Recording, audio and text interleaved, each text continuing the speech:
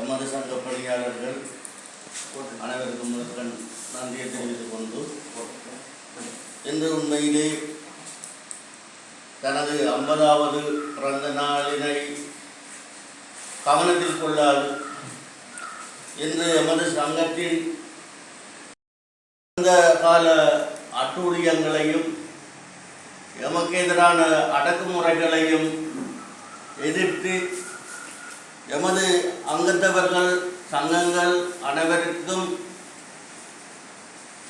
தனது காலத்தில் அவர்கள் எமது பணத்தினை பெற்று ஆட்டோ ஆட்டோகள் வேண்டி கொடுக்கப்பட்டிருக்கின்றது. இன்று 80க்கும் மேற்பட்ட பணியாளர்கள் இன்று அனாதரவற்ற நிலையில் தமது அன்றாட வாழ்க்கையை கொண்டு செல்ல முடியாத நிலையில் வீதியோரங்களில் ஏக்கத்தோடு வாழ்ந்து வருகின்றனர். இல்லை சார், சரியா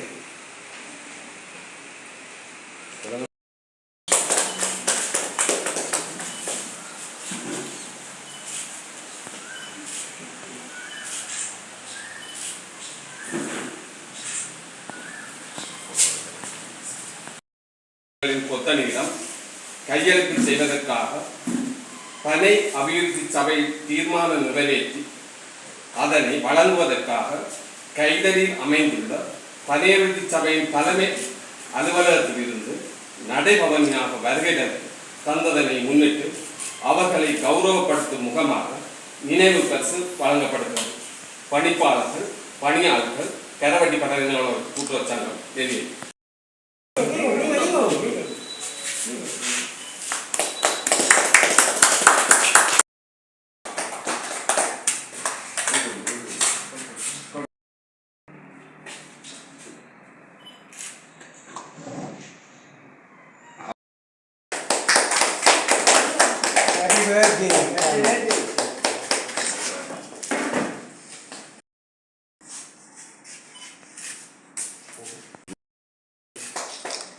வித்தியாசமான